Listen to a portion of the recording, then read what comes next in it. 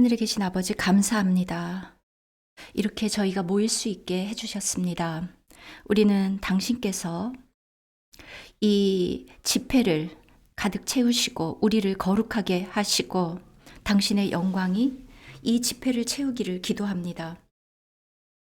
우리 모두에게 지혜와 계시의 영을 허락해 주시옵소서. 이 베드로 후서를 통해서 우리는 어떻게 계속 진행할 수 있는지 배우기를 간절히 원합니다. 그리고 어떻게 당신의 나라에 넉넉히 들어갈 수 있는지 우리 모두 여기에 있는 우리들 모두가 당신으로 가득 차기를 기도합니다. 아멘. 여러 가지 여러분들 여기까지 오시느라고 좀 고난도 당하셨겠지만 베드로가 말한 것처럼 고난은 우리를 영광으로 들어가게 합니다. 저는 믿고 있습니다. 우리가 여러분이 이 집회에 참석하기 위해서 여기에 오신 바로 그러한 수고도 우리가 고난이고 결국은 영광이 이루어지는 그 과정이고 우리는 그렇게 어떤 희생을 치르면서 영광에 들어갑니다. 베드로 후서가 말해준 것처럼. 많은 형제 자매님들 반갑습니다. 그리고 또 줌으로 참석하는 집회에 함께하는 성도님들께도 감사를 드립니다. 오늘은 인트로덕션입니다. 베드로 후서 1장.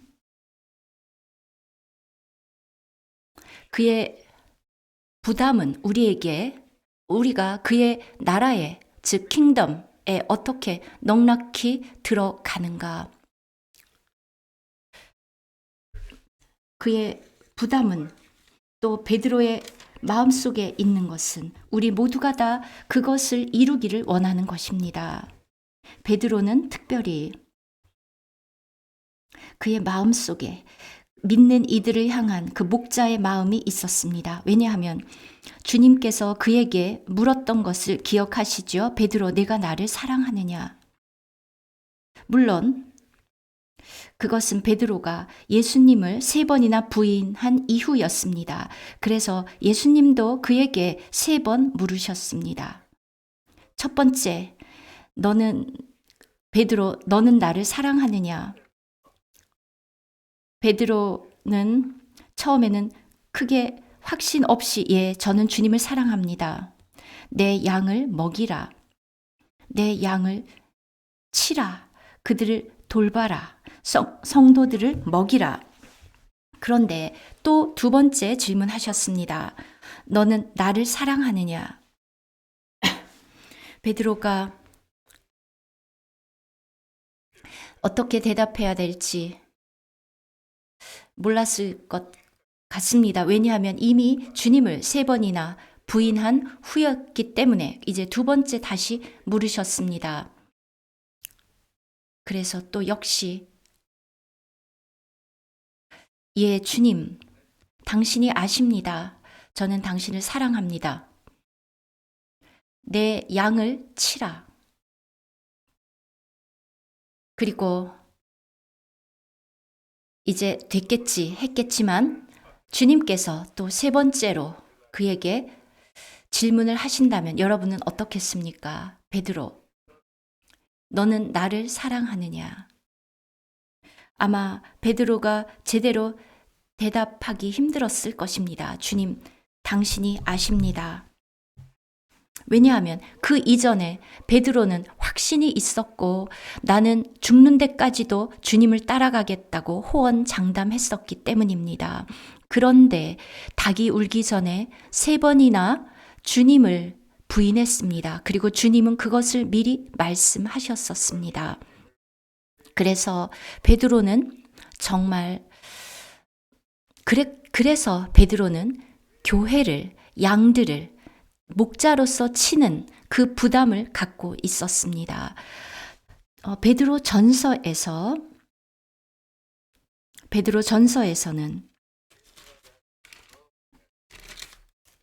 베드로 후서만큼 전서는 그렇게 강력하지 않습니다. 그래서 베드로고는 두 번째 편지를 쓸 필요를 느꼈을 것입니다. 물론 베드로 전서도 많은 것을 우리에게 보여줍니다. 그런데 총괄적으로 그렇게 베드로 전서는 쓰여져 있습니다. 그리고 너희들은 시련을 겪을 것이다. 그리고 너희들은 거룩해지고, 그리고 썩지 않을 씨로 거듭나는 그러한 내용들 모두 다 일반적이고, 그리고 순전한 젖을 사모하라. 구원에 이르도록 그렇게 그것을 맛보아라. 그리고 너희들이 살아있는 돌들로 신령한 집으로 세워지고 거룩한 제사장이 될지니라. 그리고 그리스도가 우리를 위해서 죽으셨습니다. 그리고 이제 너희가 예전에는 양과 같이 길을 잃었더니 이제는 너희 영혼의 목자와 감독 되신 이에게 돌아왔느니라. 그리고 그리스도께서 우리의 구속을 위해서뿐 아니라 십자가에서 돌아가신 것은 또 무엇입니까?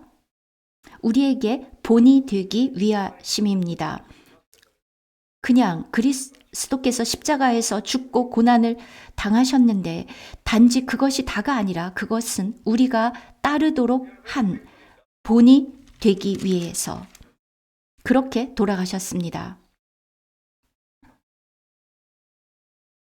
그의 죽음과 고난, 그것은 구속 그 이상입니다. 우리에게 죄 용서함을 주시고 우리를 깨끗하게 씻어주는데 우리는 그러한 주님의 발자취를 따릅니다. 그 발자취, 그것이 우리를 영광으로 인도하는 발자국입니다. 그리스도도 고난을 통해 영광에 들어가셨습니다. 이제 베드로는 또 계속해서 이 고난에 대해서 말하고 있습니다. 그리고 또 아주 실제적인 방법으로 어떻게 교회가 세워지는지 베드로전서 5장에서 말하고 있습니다. 어떻게 장로들이 본이 되어야 하는지를. 이 모든 것들은 어떤 면에서 물론 아주 놀랍습니다. 그러나 매우 일반적인 것입니다. 그래서 두 번째 서신이 필요했습니다. 베드로 후서에서 베드로가 가장 부담을 느끼고 있는 것은 바로 이 목표인데 베드로 후서에서 베드로 전서에서는 구체적인 상세한 것이 적혀지지 않았습니다.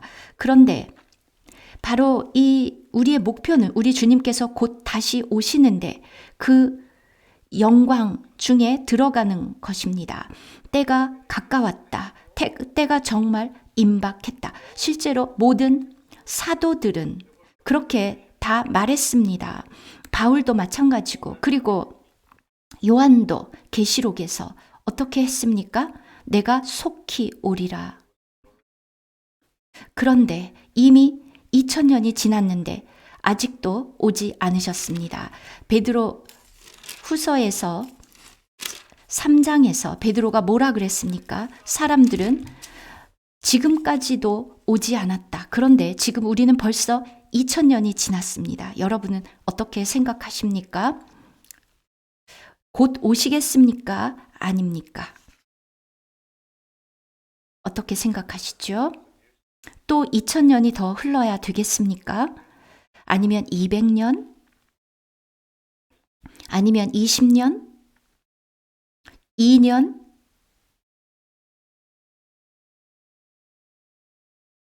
아마도 그럴 것 같습니까? 우리 어쩌면 2년이 남지 않았을지도 모릅니다.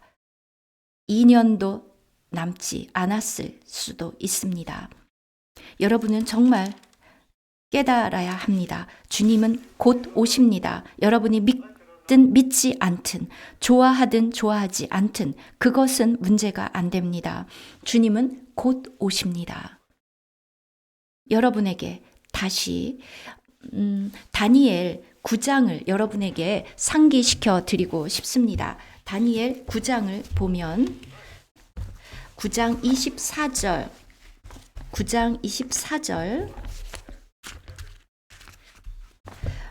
하나님께서 그에게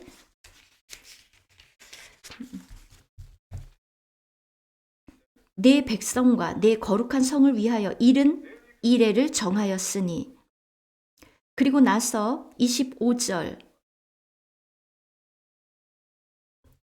그 다음에 어떻게 됩니까? 69일에 그 다음에 어떻게 됩니까? 메시아가 기름 부음을 받은 자가 끊어져 없어질 것이요 62일의 후에 기름 부음을 받은 자가 끊어져 없어질 것이며, 장차 한 왕의 백성이 와서 AD 70년에 일어난 일이지요. 그 성읍과 성소를 무너뜨리려니와 그의 마지막은 홍수의 휩쓸림 같을 것이며, 이렇게 해서 69일에가 지났습니다. 자, 그 다음 어떤 일이 일어나겠습니까? 그 다음 이제 한 주가 남았습니다. 27절. 자, 이 남은 한 주 동안에 어떤 일이 일어나겠습니까? 우리가 그냥 추측하라고 하시지 않았고 우리에게 아주 분명하게 말씀하셨습니다. 이제 마지막 한 주, 70번째 주, 우리가 이 부분에 대해서 업데이트를 했습니다.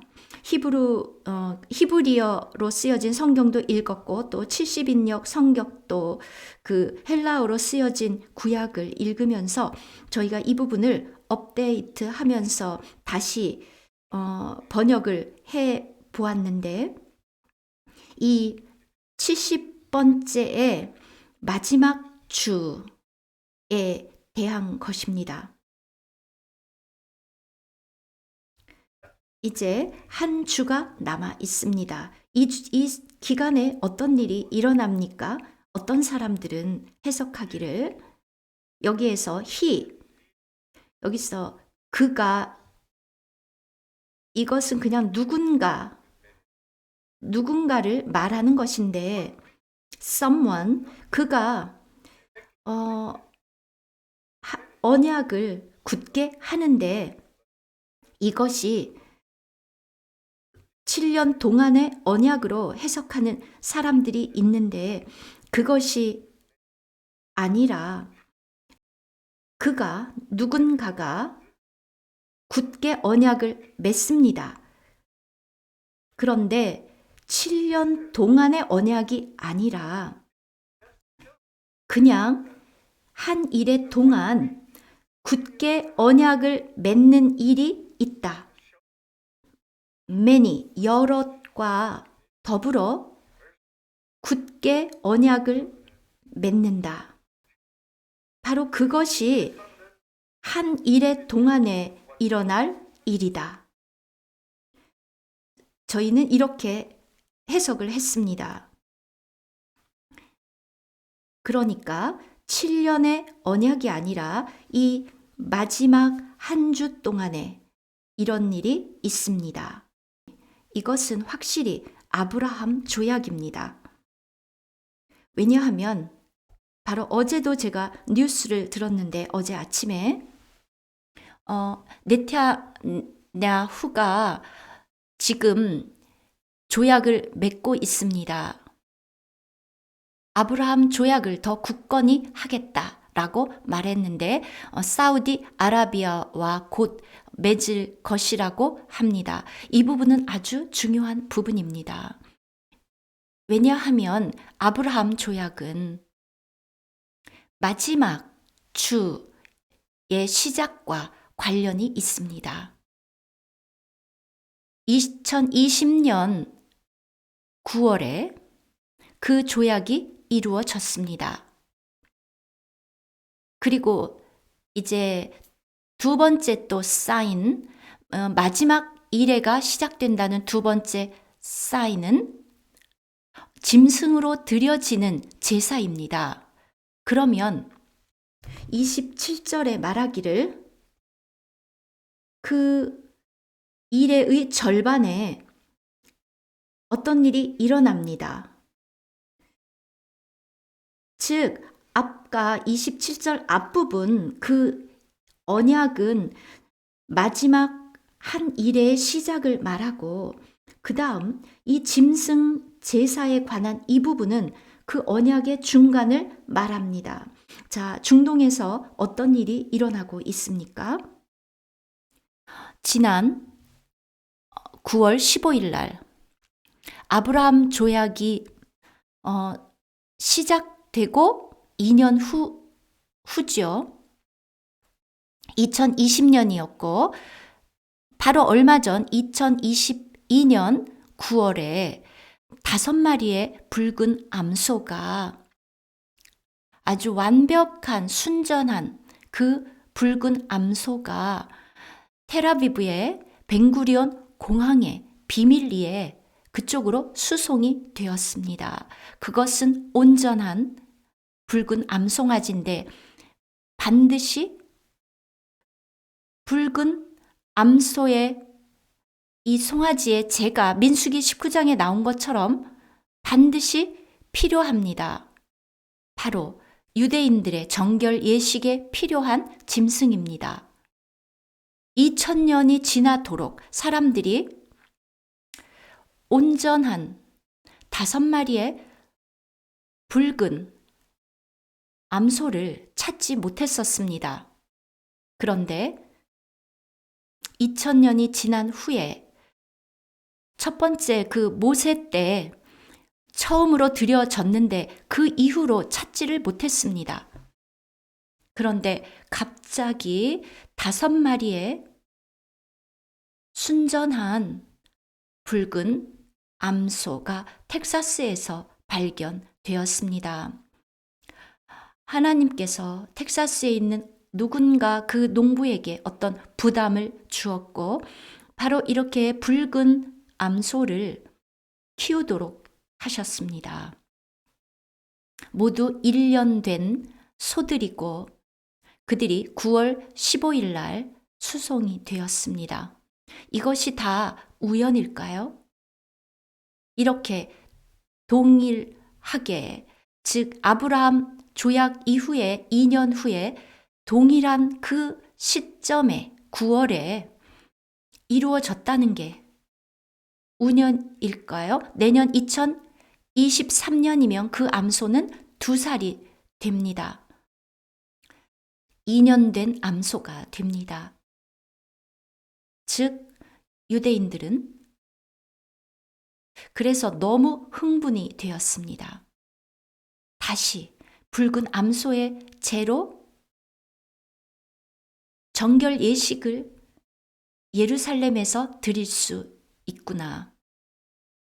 그리고 그것은 성전, 터에서 드려집니다. 이미 번제단도 다 만들어졌습니다. 준비가 되었습니다. 그냥 옮겨놓기만 하면 됩니다. 그 성전 장소에 제대로 된 그 장소에 있어야 될 장소에 옮겨지기만 하면 됩니다. 지금 말씀드린 이 2가지 징조는 마지막 70번째 주에 아주 중요한 것입니다. 그리고 누군가가 with many 여럿과 언약을 맺는다는 것 정말 중요합니다. 그리고 그 조약의 이름이 아브라함 조약이라는 것이 우연이겠습니까? 열국의 아비인 아브라함, 그리고 또 붉은 암소. 이렇게 수년이 지난 이후에 갑자기 한 마리도 아니고 5마리의 암소가 생겼습니다. 5마리 중에 한 마리는 온전하게 남겨져야 합니다. 자, 그러면 주님이 곧 오시겠습니까? 20년 후에 오시겠습니까? 아니면 2년보다도 전에, 최소한 우리에게는. 왜냐하면 그 이후에 또 후 3년 반이 있지만 전반부의 3년 반 후에 오는 주님이 비밀스럽게 도둑처럼 오는 바로 그 재림, 그리고 남자 아이로서 들림을 받는 것. 물론 제가 100% 확신을 하는 것은 아닙니다. 그렇게 말씀드릴 수는 없습니다. 이 두 가지 요인이 다니엘 9장 27절의 성취로 보이지 않습니까? 그렇다면 2년이 채 안 남은 것입니다. 우리가 지금 계산한 것이, 생각한 것이 맞다면, if, 전제를 무시하지 마십시오. 만약 이것이 정확하다면, 우리가 맞다면 2년이 안 남은 것입니다. 2024년 아주 중요한 해입니다. 2024년이 위기라고 사람들이 말하죠. 정말 대단한 해일 것입니다. 우리는 준비되어야 합니다. 우리는 준비되어야 합니다. 때가 임박했습니다. 그래서 베드로가 주님이 곧 오신다. 3장에서 1장에서는 우리 하나님의 백성이 어떻게 해야 되는가? 곧 구주 예수 그리스도의 영원한 나라에 넉넉히 들어가려면 어떻게 해야 되는지 말했고, 또 2장에서는 거짓 선지자들이 나옵니다. 예, 여러분은 믿는 자들이죠. 여러분은 거듭났죠. 그러면 다 됐다. 그러면 모두 다 들림 받는다. 이렇게 많이들 가르치죠. 여러분도 그렇게 생각하십니까? 여러분이 그리스도를 믿고 여러분을 구주로 받아들였고 거듭났고 이제 하나님의 백성이 되었으니 이제는 문제 없고 다 된 것이다. 모든 사람들이 그렇게 말을 합니다. 얼마나 쉽습니까? 그러나 그것은 거짓 가르침들입니다. 미혹입니다. 물론 예수님을 구주로 영접하게 하는 것, 가르치는 것, 그것이 거짓입니까? 물론 그것은 거짓이 아닙니다. 그것은 참된 가르침입니다. 그런데 그것은 충분하지는 않습니다. 이 복음이라는 것은 죄사함에서 끝나는 것이 아니라 그의 나라에까지 들어가게 하는 것, 바로 그것이 전체 복음입니다. 그래서 침례 요한도 어떻게 외쳤습니까? 회개하라. 천국, 즉 그의 킹덤이 가까이 왔느니라. 그의 나라가, 왕국이 가까이 왔느니라. 바로 그것처럼 복음은 단지 여러분의 죄 사함을 받고 천국 간다. 이것만 전한다면 그것은 정확한 복음이 아닙니다.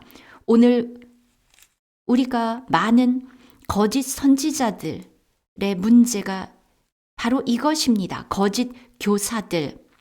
그런데 이미 사도들의 시대에도 그러한 거짓 가르침들이 있었습니다. 사도들 그 전에도 구약 시대에도 정말로 많은 거짓 선지자들이 있었습니다. 하나님이 보낸 그 참 선지자들을 반대하고 그를 대적하면서 다른 것을 얘기하는 사람들에게 다른 것을 얘기하는 그 사람들에게 하나님도 경고하셨고 주님도 경고하셨습니다. 많은 거짓 선지자들과 교사들이 너희 가운데 일어나리라. 주님이 계실 때도 그랬죠. 대제사장들과 그리고 서기관과 바리새인과 장로들이 예수님과는 전혀 다른 말을 전했고 그들로 하여금 예수님을 등지게 했습니다. 주님이 계셨을 때조차도 그랬는데 지금 우리 시대에 다르겠습니까? 베드로도 그래서 이렇게 강하게 경고하고 있습니다. 그것은 베드로 후서 2장에 나옵니다. 그래서 이제 2장에서 우리가 또 많은 은혜를 누리기를 바라고요. 오늘날 일어나는 일들을 보면 많은 거짓들 그리고 또 주류 언론에서 미디어에서 또 전해지는 거짓들도 많고 거짓 선지자들, 거짓 또 정치 지도자들 그렇게 여럿이 거짓을 퍼뜨리고 있습니다. 우리는 알아야 합니다. 베드로는 정말 부담을 갖고 있었습니다. 우리 모두가 다 이 주 예수 그리스도의 나라에 다 들어가기를 원하는 바로 그 부담.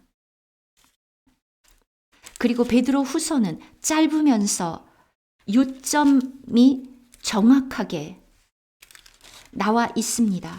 여러분이 그것을 꼭 이루도록 넘어지지 않고 그리고 우리 주 곧 1장 11절 구주 예수 그리스도의 영원한 나라에 들어감을 넉넉히 너희에게 주시리라. 자, 1장에 이 모든 것을 적기가 얼마나 어려웠겠습니까? 그런데 바로 그 1장에 여러분은 이 1장을 외울 수 있겠습니까? 어렵습니까?